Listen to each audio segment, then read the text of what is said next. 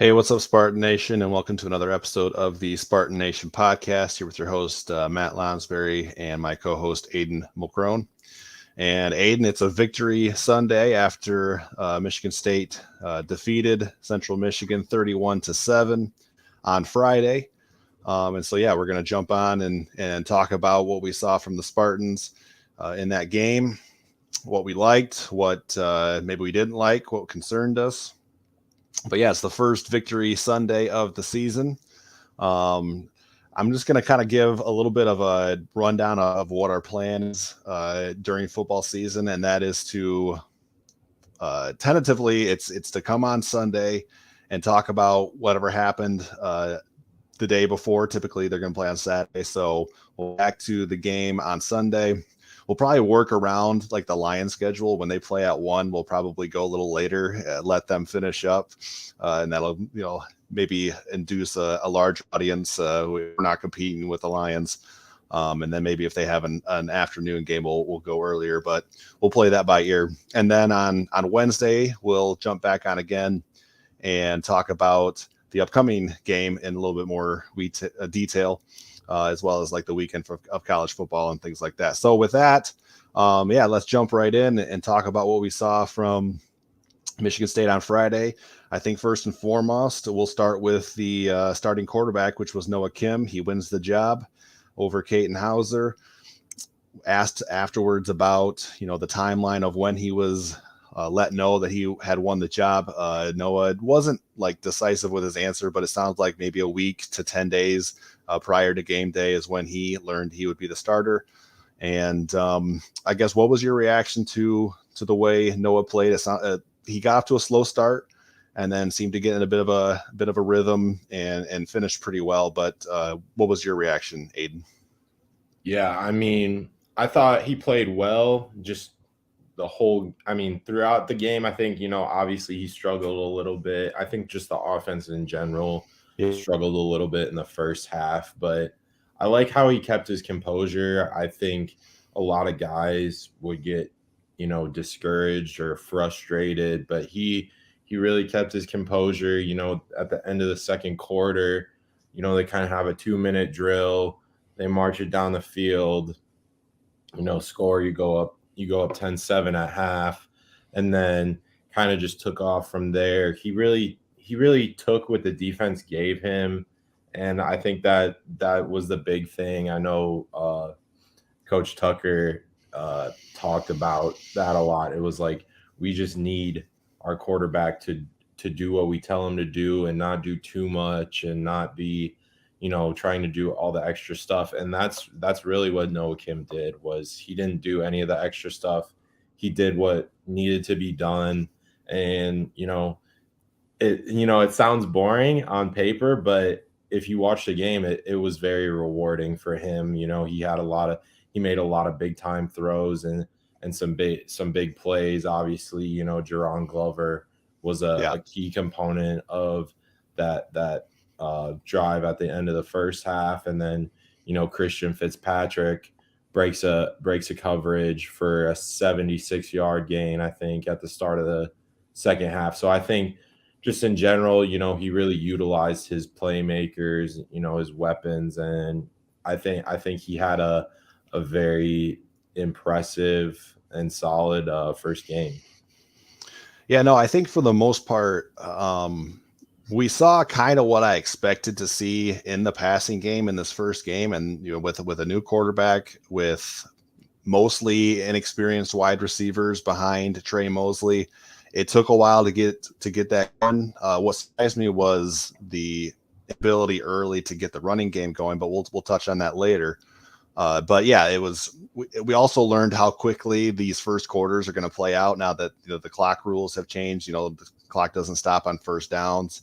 I looked up and I couldn't believe that the first quarter was over already, and it was 0-0.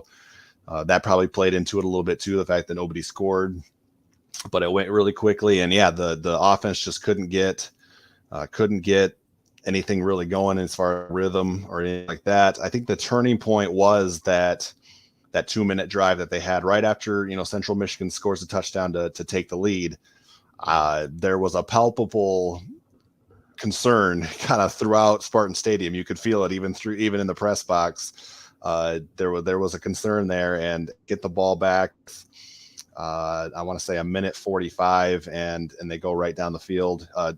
Kim overthrows Malik Carr on an out route, and it's like, man, he's struggling here. Then I think it was the very next play, it might have been 2 plays later, he hits Jerron Glover on a similar concept, and that really seemed a turning point right there. I think from that moment through the end of the game, Noah Kim was 12 of 16 passing from that point on.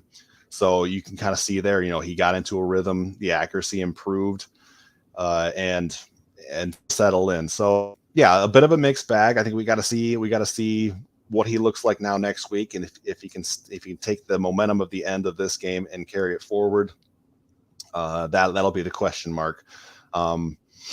Any other thoughts about the passing game in general? Talk about the wide receivers actually, because again, there was some drops. Malik Carr had a drop on that trickeration play that they did. Trey Mosley, about as sure hand as they come, he had a drop on the sideline, but we did see some guys emerge. So talk about what you saw from the wide receiver room. Yeah, I mean, I think, we saw Jerron Glover. I think we'll get into that a little bit later in terms of one of my burning questions. But, okay. Him, Tyrell Henry, both made some big plays. The sophomores that we talked about, Antonio Gates played, but he only got 1 target. He didn't even get a catch. And then, Christian Fitzpatrick, contributing. I think, we talk about teams and just like football in general, and a lot of people talk about like running backs by committee and not having like one super standout guy. And I think that's going to be the case moving forward for MSU. For the wide receivers, it's going to be wide receivers by committee. So it's going to be, Glover makes 3 big catches, here and there. And then, Fitzpatrick breaks 1, and then Malik Carr makes two big catches, and, Henry has a touchdown. And then obviously Mosley is the leader of that group, but I wouldn't particularly say Mosley is the most like big play guy. He's very reliable. He's, a crisp route runner, and kind of like you said, he's kind of sure-handed as they come, and he usually doesn't drop very many passes either. So I think he's kind of the, holding it steady for that wide receiver group. And then the rest of them are it's kind of just figuring out who can win the matchups for that particular game. Yeah, I think with Trey Mosley, when Keon decided to transfer, and we knew Michigan State was going to lose Jaden Reed after last year, there was a section of Michigan State's fan base was just like, okay, well, Trey Mosley will just step up into that Jaden Reed or Keon Coleman role. And I don't really see him as that type of receiver. No disrespect. I just don't think he's that wide receiver 1 type. He doesn't have the big frame that Keon had. He's not quite as explosive as Jaden was. So I was interested to see who might emerge in those areas. And I think we had an incredible catch, Tyrell Henry. Don't even know how to that ball, but reaches up one hand and kind of corrals it. Great catch in the corner of the end zone. You mentioned the play from Christian Fitzpatrick where he runs a good route, makes a catch in 1-on-1 coverage, makes the guy miss, and gets almost all the way to the end zone. Glover definitely emerged as a guy who is probably going to get an increased role going forward, just based on, he led him in receiving yards. I think all of his catches came on that one drive, but still, like, if you flash something like that, it's like, okay, let's target this guy a little bit more. So all in all, I think the receiver room answered a lot of questions because there was a lot of concern about, okay, who's going to step up. I think they have bodies there who are going to be okay. I'm not concerned. That's not one of my concerns. I do have a few that we'll get into, but that's not one of them. And then again, we'll see how Noah progresses as the season goes on. Any final thoughts on the pass game before we move into the running side of things? No, we can jump into the running side. Okay. I'll start with the positive, and Nathan Carter. I think Nathan Carter had a really good debut. He opens the game with a 31-yard carry right through the middle, and it seemed like Michigan State's offense was going to be off to the races, and then the drive kind of bogged down. You get stuffed on 4th and 1, which isn't not what you wanted to see. And then there was a lot of 2, 3, 4 yard carries there mixed in. And then he kind of busts one in the fourth quarter to kind of cap his day with, he starts with a 31-yarder, he ends with a 31-yarder, finishes with 113 yards. I was impressed with Nathan Carter. What did you see? Yeah, I was impressed by his, explosiveness, and he doesn't have the lateral playmaking ability that, I know everyone's going to go back to Ken Walker again, Sure. but he doesn't have the lateral playmaking ability, but he does have that kind of that speed where once he sees the hole and he hits the hole, it's hard to catch him. So I think he looked really good.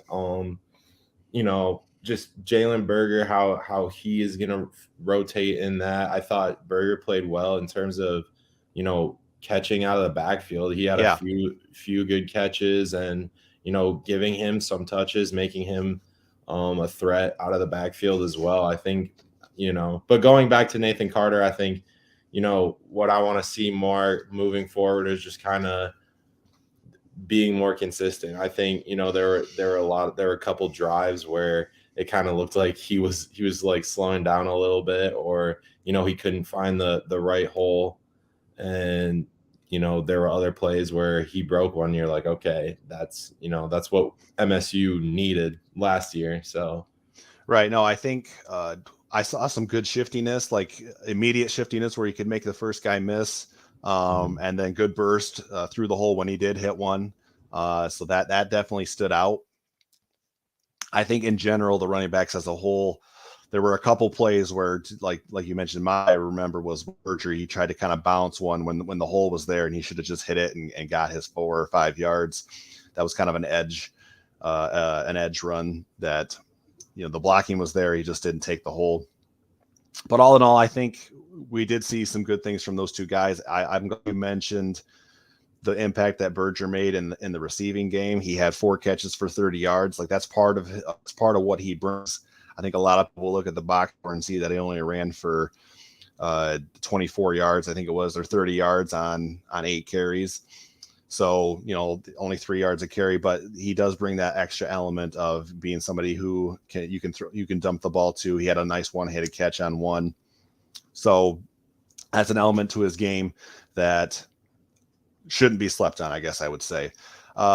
Moving on to like some of the more negative aspects of things, they got stuffed on 4th and 1 twice.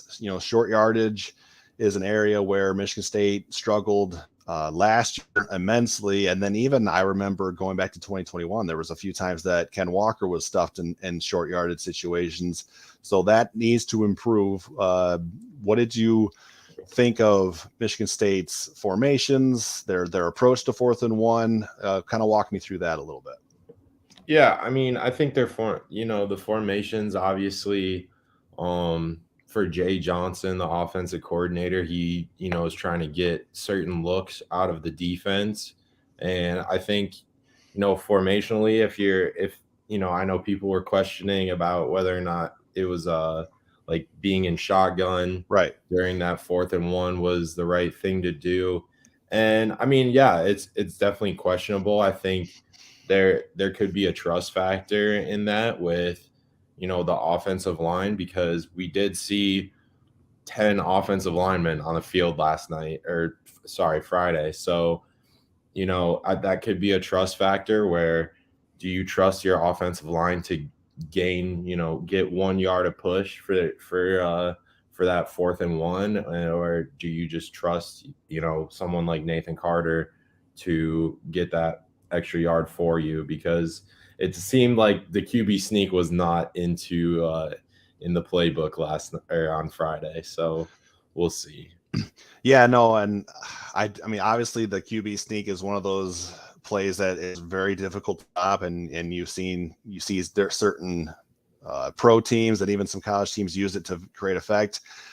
I will counter with the fact that Noah Kim is not a very big guy. And so there is a bit of a concern, I would think, there to just having him in a pile of people. Obviously he won the job for a reason. So he's their first option. And so you can't just say, well, they got Caden Hauser, so what's the big deal? I think, there's a reason why he won the job. So I get the reluctance to do QB sneak, but I think the bigger issue is just not getting a good enough push from the offensive line on a short yardage situation like that. When it's 1 yard against an opponent like Central, you would expect that you'd be able to get that push and pick up that yard. I will say, I want to with the short yardage like once Jaron Mangum is healthy and in the backfield, because I think he'll be in on those situations. I think that's why he was brought here to East Lansing, was to be that hammer on the short yardage situations. And so we haven't seen that yet. So I'm withholding judgment until we see what that looks like. But again, it would have been nice to see them get that push and allow one of these backs to pick up that first down. In total, Michigan State, I think if you adjust for sacks, if you take out the sack yardage loss, I think they ran for 5.1 yards per carry, which is a pretty good number. But total, they finished with only 127 rushing yards, which again, against an opponent like Central, based on what I thought we'd see as far as the game plan of trying to pound the rock, and I think they tried to do that early and struggled to do it. A little bit concerned with the lack of overall production in the run game. Would you agree with that? What are your thoughts on that? Yeah, I think the run game, again, I have one of my burning questions we can talk about later, but we heard Noah Kim was one of the 20 fastest guys on the team, and it's kind of, where was he incorporated in the running game? Obviously, it's the first week, so maybe you're not trying to show some stuff for Washington potentially, but at the same time, Nathan Carter can't do it all by himself. And sure. I think we saw that. And, Berger could, step up. And obviously that's still an open competition that'd be my guess, is that it's still an open competition, not Carter winning it outright yet. So just kind of getting those three guys, and then obviously Mangum, how you can incorporate that in the running game. But yeah, I think, it could be schematic stuff, but yeah, obviously more than 130 yards would be something that you would want against a very kind of subpar opponent. So yeah.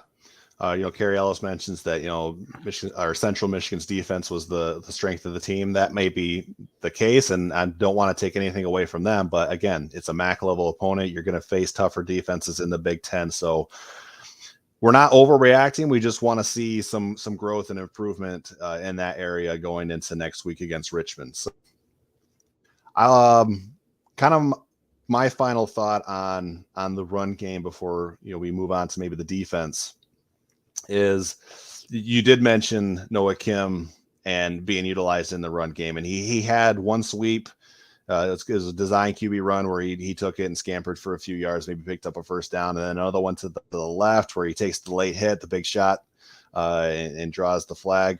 He popped up okay, but that might be the reason why we're not seeing as many runs from Noah Kim, as you don't want him to take a cheap shot in one of these non-conference games. But I do think I think he did flash that speed and athleticism on those two plays.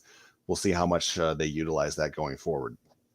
Looking ahead to Michigan State's defense, I was impressed with what I saw. That first drive that Central Michigan had, they kind of knocked MSU on its heels a little bit, got down to the red zone, and they bowed up.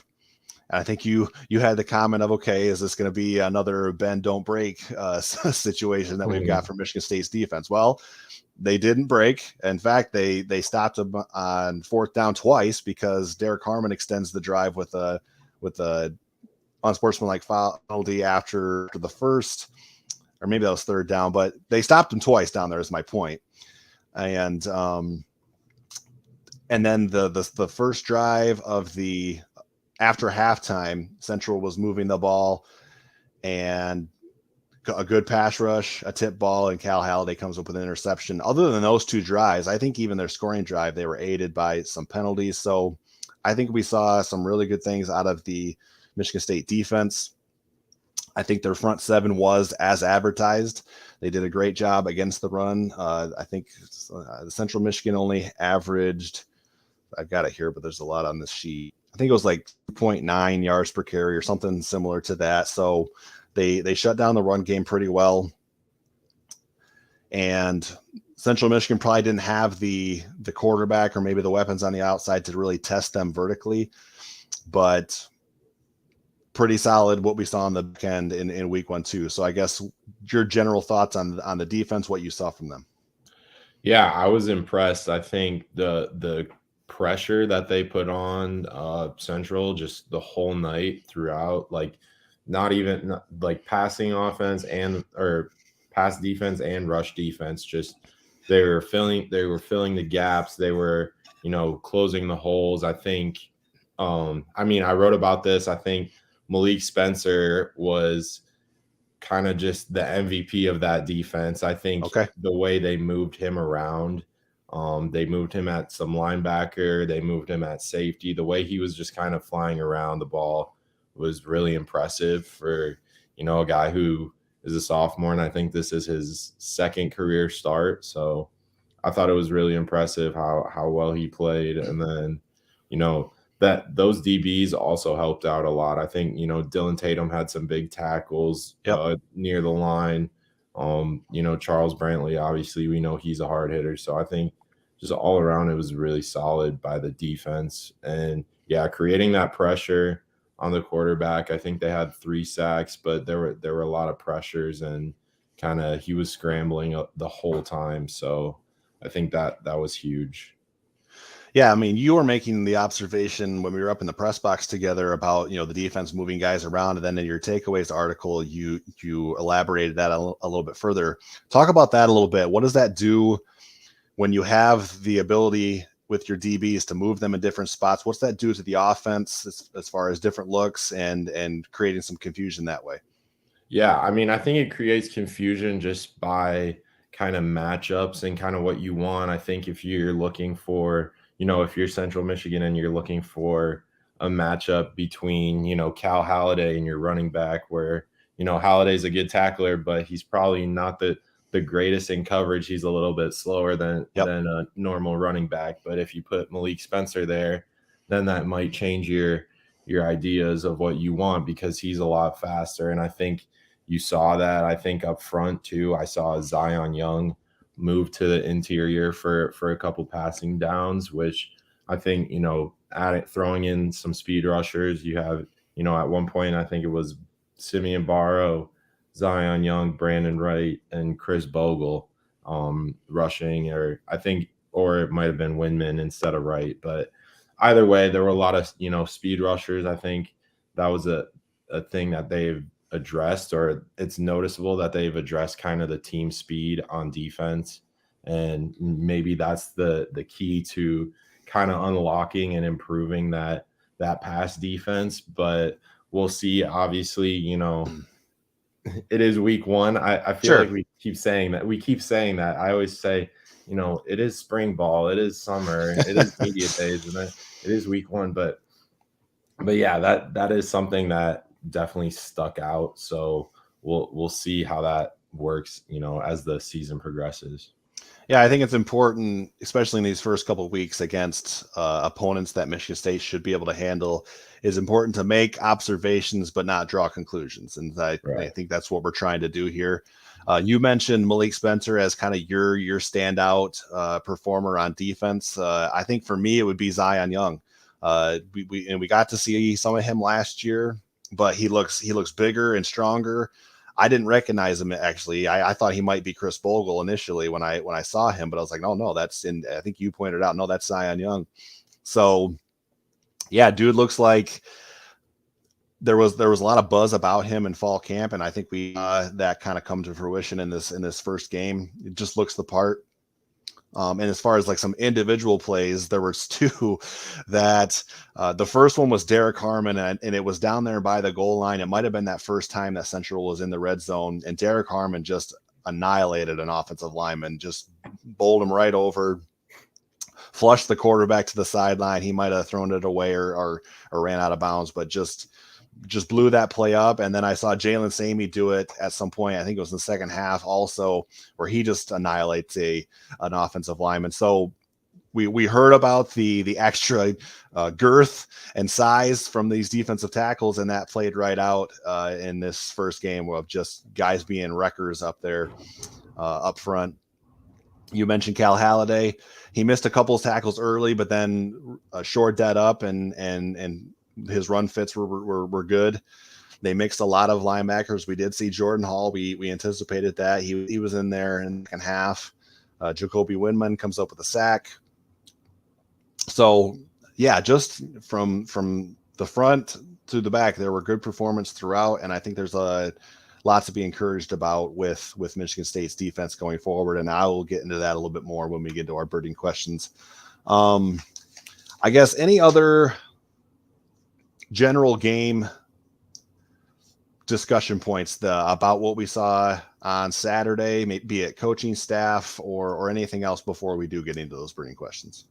Yeah, I mean, I think the part of the reason about the kind of just going back to the like 4th and 1 and stuff is this coaching staff is still figuring out kind of who this team is, and so they're still trying new things. So obviously that 4th and 1, you know, they're trying new things, and I know a lot of people were questioning kind of MSU accepting it was like in the red zone there was a holding call on Central, and it would have been 4th down if they declined it, and then they accepted it to move them. I think it was like 10 or 15 yards back. Yeah. And then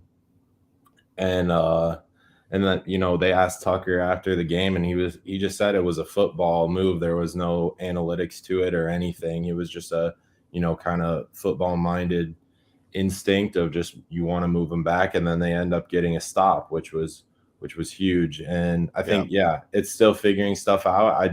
I would point out though that the kicking game, you know, Jonathan Kim came in and made a 47-yarder, I believe. So that I think that's something that they can hang their hat on, if anything. Besides the other positive takeaways, I think there were positives in all three, you know, aspects of the game. Yeah, I'm glad you brought that up because somebody mentioned it in the comments and I was going to get to it, and then it kind of got lost when I was, you know, talking about a different subject. But yeah, I think it was just one field goal, but it alleviated a lot of concerns just because it was so bad last year in the kicking game. You know, Hank Pepper, the long snapper, was hurt, and so they had some snap issues. They tried 2-3 different guys with kicking duties, and it just never really came together. And so Michigan State was perfect on extra points, and Jonathan Kim nailed the one opportunity that he had kicking a field goal, and it was a longer one at 47 yards. I thought he did a pretty good job in the kickoff game as well. He had one go out of bounds. But other than that, kickoff coverage and all of that was pretty solid.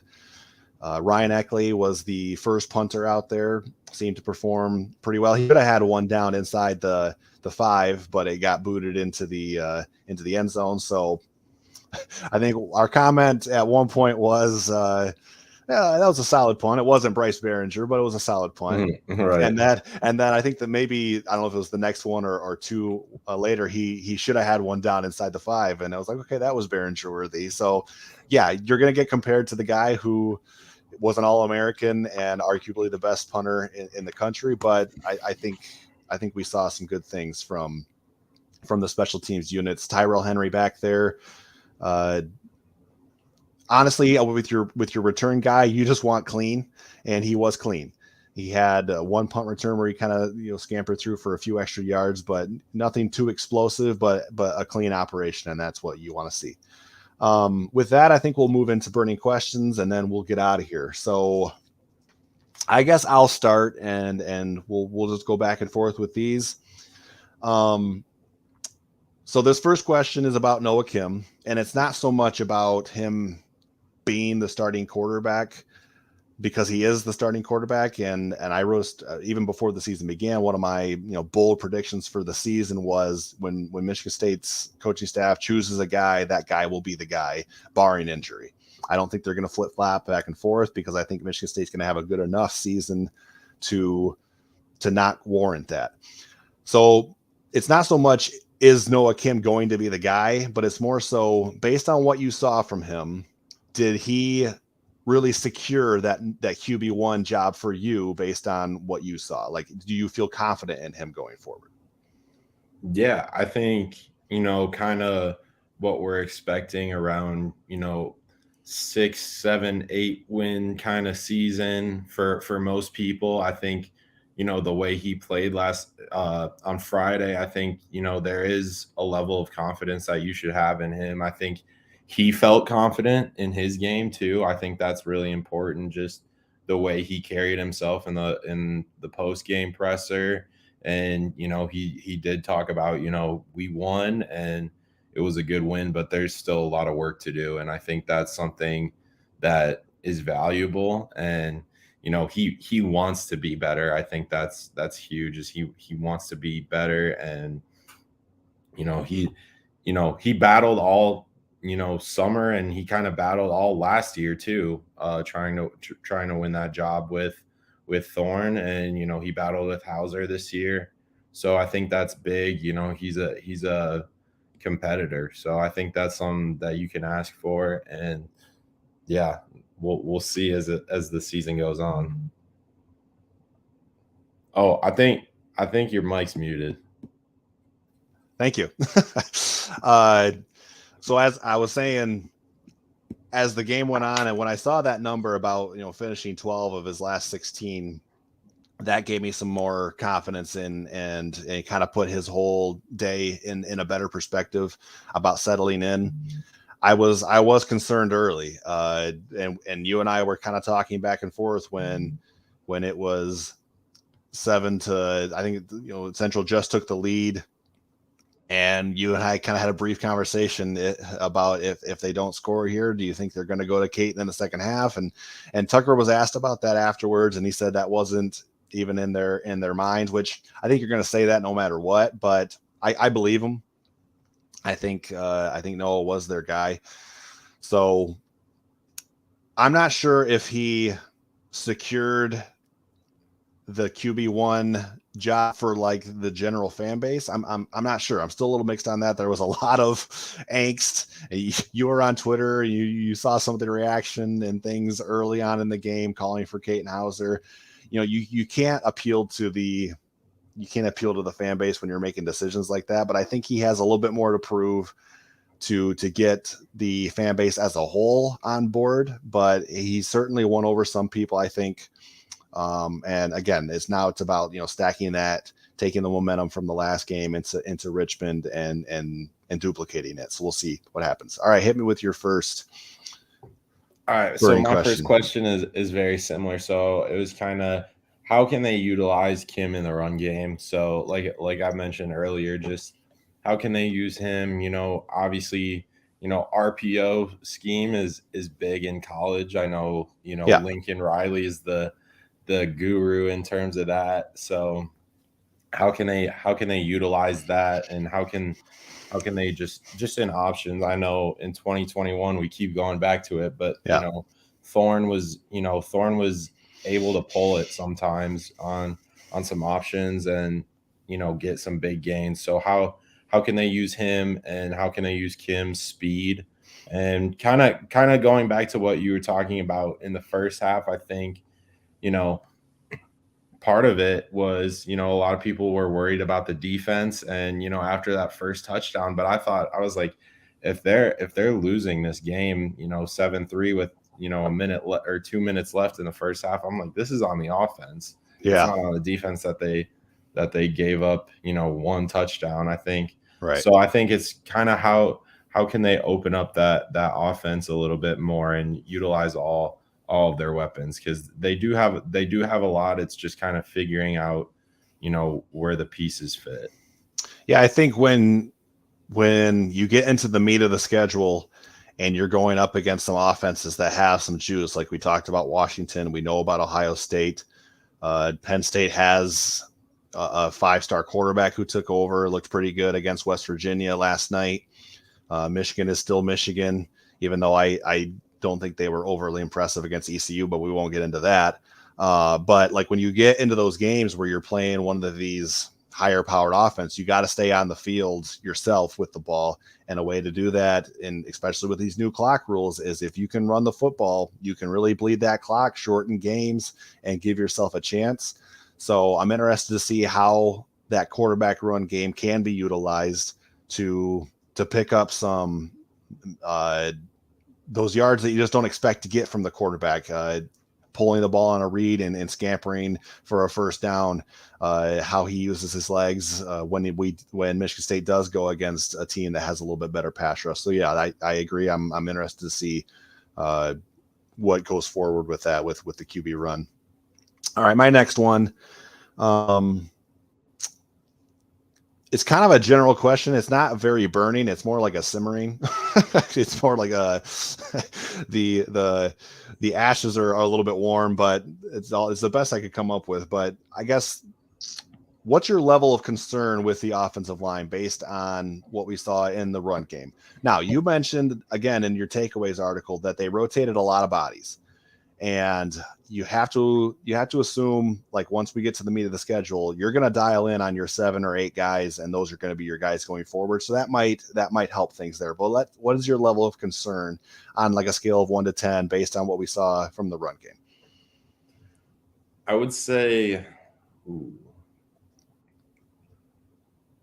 it's hard to tell. I think part of it is, you have Nathan Carter, who is a more explosive back, which is something you didn't, you try to, they had Jarek Broussard last year and just didn't work out. Jalen Brock. Yeah. So it didn't work out. There's nothing, nothing like too bad, but he wasn't as explosive as, Nathan Carter. So I think there's that part. And then, like you said, like narrowing down kind of that line, I would say it'd be about like, I'm probably like 5 to 6. I'd probably lean towards a 6 right now. That's kind of where I'm at. A little bit concerning, but I would think, by the Washington game, that will be kind of the tell of whether this should be, super concerning or, there is, proof of improvement. So I think, so I'd be at like a 6 right now, and just kind of, as long as Nathan Carter helps them, because he helped them a lot, and kind of finding that leadership, because Nick Samick did not start. It was Dallas Fincher, and actually Ethan Boyd started over Spencer Brown, but Samick and Brown both rotated in and played a lot. So it's just kind of figuring out kind of who's the better guy, and if Ethan Boyd is the better player, I think that's, they gotta roll with him for the rest of the season. Yeah, no, I think that was well said. So I won't add you pretty much nailed it. So, and I am at about a 6 out of 10 too. So again, we'll see what it looks like next week against Richmond. All right, hit me with your second one. All right, my second one was who can maintain big play ability, specifically between Glover and Fitzpatrick. I think we saw them both break a few big plays. I know Malik Carr had a big play. So just kind of who can maintain big play ability, because like we said earlier, Trey Mosley is very consistent and kind of Mr. Reliable and everything like that. So it's kind of who can make a big play in the pass game, because we do see, like we just talked about, Nathan Carter can make a big play in the run game, and then kind of have that complementary. Yeah, I think one of the things that I don't want to say stood out, because that's not the right word, but like kind of jumped out was, Jay Johnson is not afraid to take shots down the field. Michigan State had a lot of one-on-one on the outside, and it was pretty much, we've got better athletes than you, so we're gonna chuck it downfield and see if our guys can make a play. There was a lot of good, as some people in the comments have mentioned, a few overthrows from Kim on those, but overall, I was encouraged by what I saw in the deep passing game. You mentioned Sharon Glover.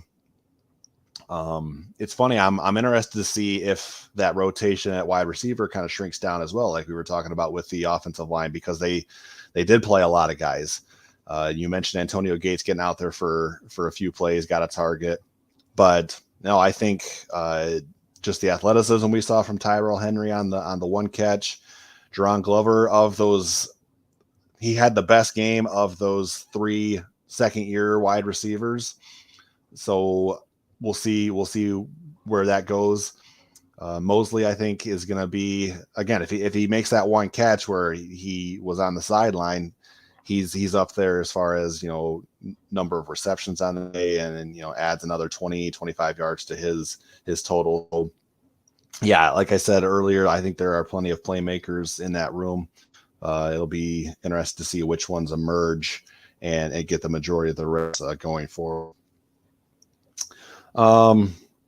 This one is kind of as bland as my last one was. This one's a little bit more spicy. So it's early. We've beat that to death about it being week 1. Don't want to draw conclusions, but at the same time, I'm going to ask a question that's pretty conclusive. Is this defense capable of being top 5 in the Big Ten based on what we saw and based on what we heard before the season too, and then kind of saw confirmed? Is this defense that good, or can it be that good? That's tough, because I think if you look at the other defenses in the Big Ten, my reaction I would probably say no. But okay, that's more because of, I think the rest of the defenses in the Big Ten are pretty solid. I mean, you still have teams like Iowa, obviously, yep. Michigan's defense, Penn State had a strong, defense there, and they're still young too. So, there's other schools, Wisconsin. I mean, Ohio State has kind of struggled on defense, but they only gave up 3 points yesterday. So I would say no. I think there needs to be a little bit more of a gap between kind of last season to this season. I think this could be a bridge to a top 5 defense next season, but I don't really see it happening this year. Yeah, granted, it's way too early for that question, but yeah. I needed a defensive question, and I wanted to kind of iterate how impressed I was by the unit. So that's where the question came from. And I was encouraged.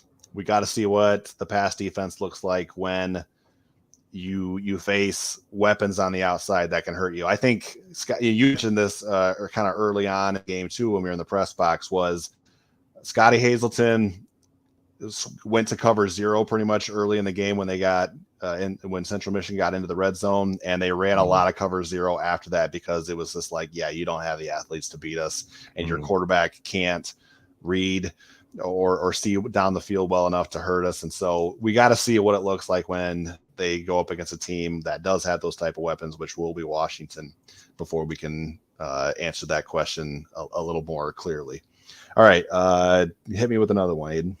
Yeah, so I kind of going along the lines of that. I just said, how will the pass defense fare against better competition, i.e., Washington, Maryland, Ohio State? I think, can they get to the quarterback a lot more, like as consistent as they did against Central? Can they get, that, they kind of settled in, those DBs kind of settled in with some pass breakups. I thought Angelo Gross showed some jump from last season to this season in terms of where it kind of just where he was aligned, like his alignment and everything. It looked like he was way more comfortable in that nickelback spot than he was last year. So it's kind of how will they fare against better competition in terms of the pass defense? And is it not going to be 100th in the nation? Like, can it be top half in the nation? Yeah, no, they're like one play that jumps out. Michigan State was like showing pressure, I think, from Halliday, and there was like 6 or 7 guys showing pressure. Halliday ends up backing out, and they blitz the nickel. They force a quick throw, and Amorian Smith comes down and makes a great one-on-one tackle on the sideline. That's just like things like that, little things like that we just didn't see a lot of over these last couple of years. And I don't remember if that was a third down play or not, but it seems like it was. And So I guess little moments like that kind of give some encouragement to like, okay, this defense is taking another step.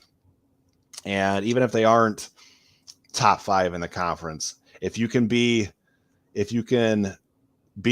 something that your team can rely on week to week, it's going to put you in a spot to be able to win those 50-50 games that we talked about, all off season leading up to it. So encouraged by that. All right. So this one's kind of probably too early to tell, but based on what you saw from Michigan State and what you watched yesterday around the country from different programs, any adjustment to your preseason record prediction of 7-4 with no pick on Michigan? Do you want to give a pick on Michigan now after seeing them play a game? What's your thoughts? Well, I did think Michigan was a bit underwhelming yesterday. I agree. They still took care of business, and that, again, it's week 1, so I'm kind of gonna give them a pass for it's week 1, and I'm not gonna get into the whole details of the game and what they did and everything, but I would still put it at 7-4 without a pick for the Michigan game. I think that's solid. I think there was no team, they don't play Purdue, so it's not like that would really change my pick. I didn't think Minnesota's offense was that great. That maybe that could flip a win. I forgot. I mean, Iowa seemed convincing. I think I picked a win at Iowa and a loss at Minnesota, if I remember right. I think you could flip that where it would just be the same record, but a win against Minnesota and potentially a loss against Iowa. Yeah, no, I'm still feeling good about my 7-5 pick at this point. So no change for me either, but I wanted to throw it out there and dig you a little bit for the Michigan thing too. So, all right. Do you have 2 more? Yeah. Okay. Hit me with one of those. So my next one is kind of how is Jaren Mangum going to fit into the offensive, just kind of the running back rotation, and then kind of the opposite side on defense, Alex Van Sumeren, how will he, fit in on the defensive tackle, rotation? Because I think, we did see some different things with that defensive tackles. Obviously we talked about Zion Young. He moved inside and out. Yeah. People were wondering about whether Tunmi Shadele would move inside and out, but Tucker said he's for sure just an end. Like that's what they're sticking to with him. But we didn't see as much of him as we thought we would, which was a little interesting. But kind of how the guys who weren't in, yesterday, I think people were asking about By Job too, potentially. Just kind of how the guys that we didn't see, how do you think they'll fit in, moving on? Yeah, I think, again, not to beat a dead horse, but we heard a bunch about depth this really all off season, but mostly once we got into fall camp, post media days. And I think it's hard to crack that rotation right now, especially for you mentioned By Job, a guy who's a true freshman. He started playing football 3, 4, 5 years ago. So not totally surprised that we didn't see him out there. All the potential in the world. I think there's he's the athletic prototype of what you're looking for a down edge rusher. That's why he was ranked in the top 60 or 75 or what it was. He wasn't just up there for no reason.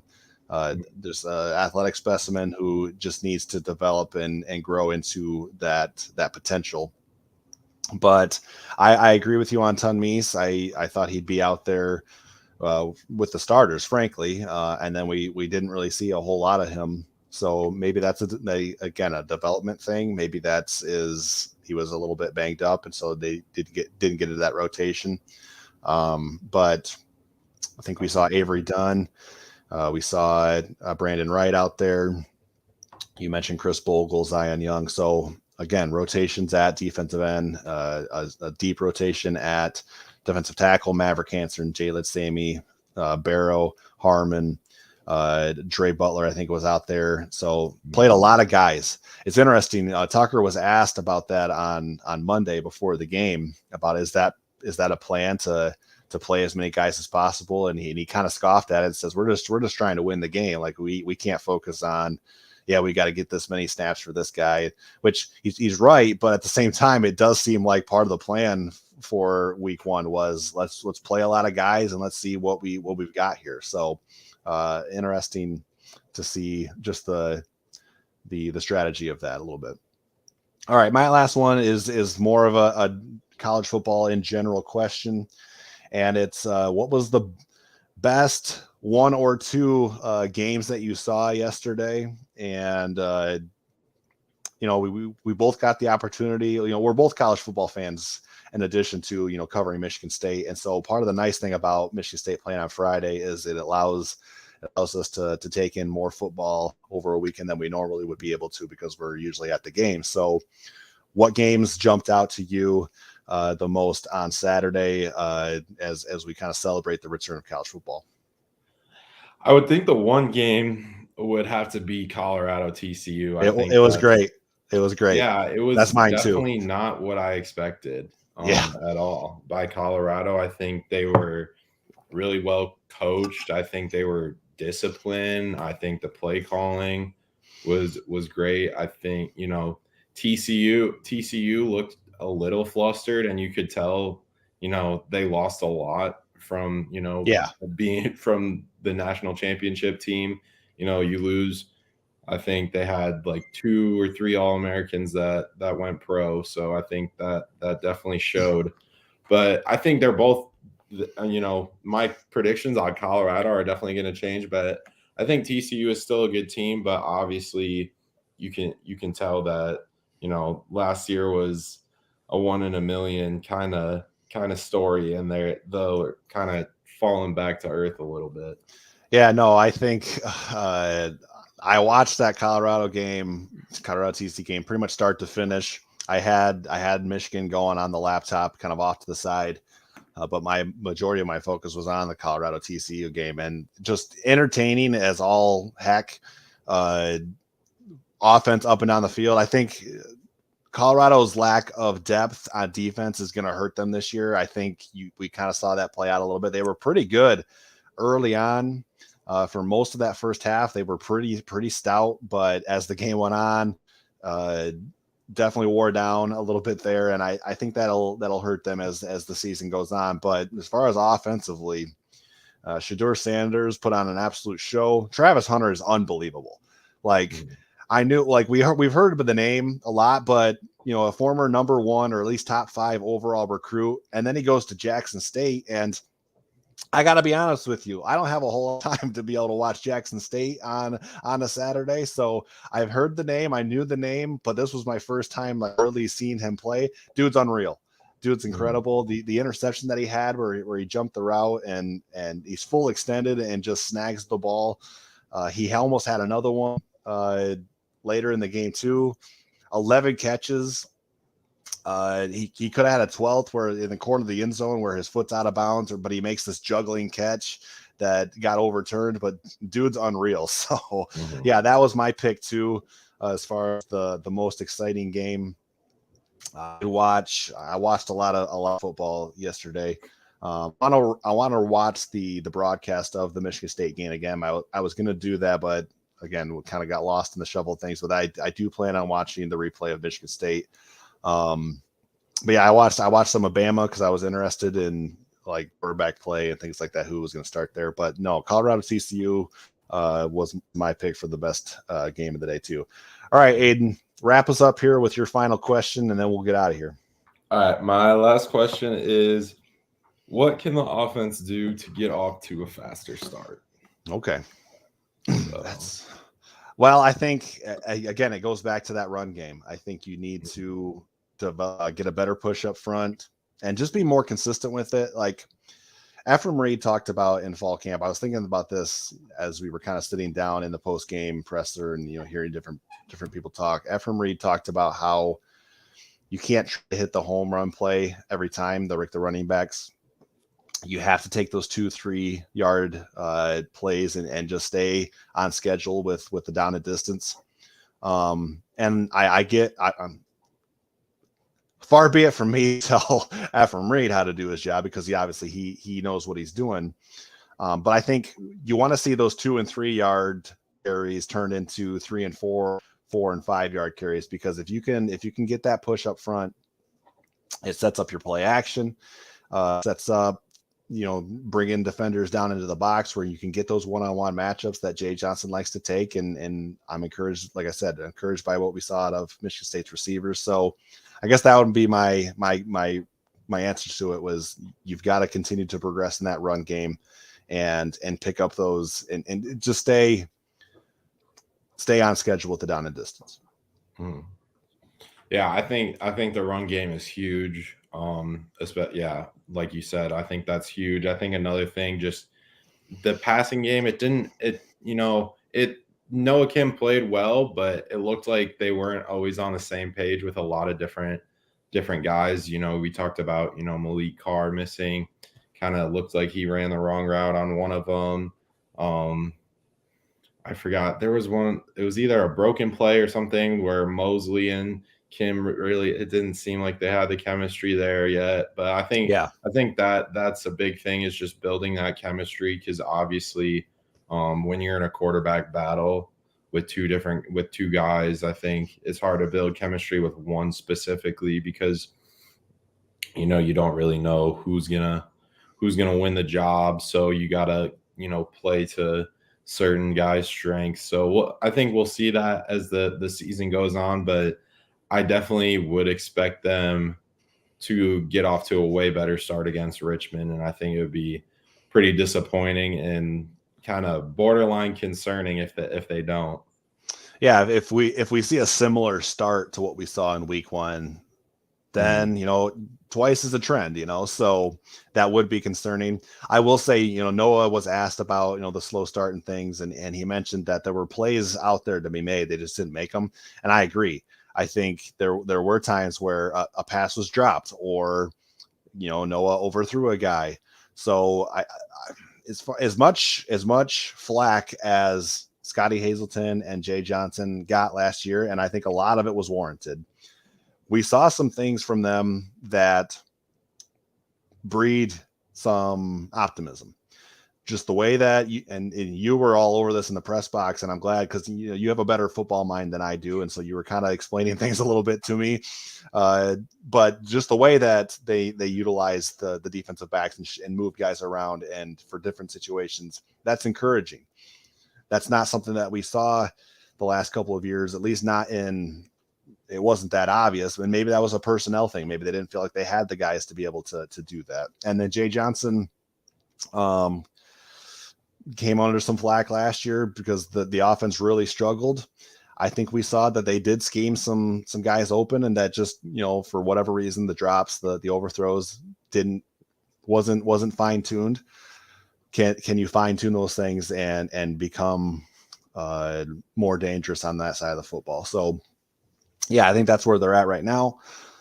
Any final thoughts, Aiden, before we get out of here?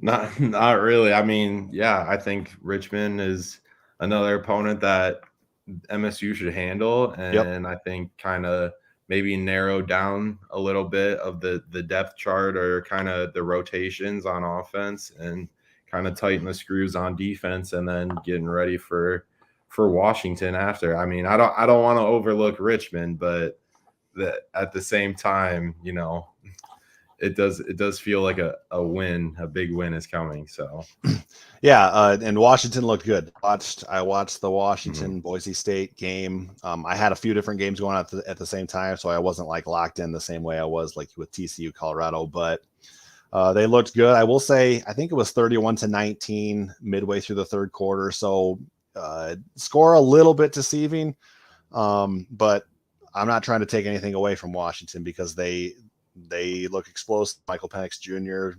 kind of did his thing. Those receivers are scary. So Michigan State needs to get those things fine-tuned before a big week 3 game. But we'll focus on Richmond first, and that'll be the subject of our Next show, which is going to be tentatively Wednesday at 7 o'clock. Typically, we're doing 7 o'clock midweek, and Wednesday is kind of the day that we circled. So hope to see you back on Wednesday when we dig into Michigan State Richmond and a few of the other games that are going on around the country. Appreciate you guys tuning in, and we'll see you next time.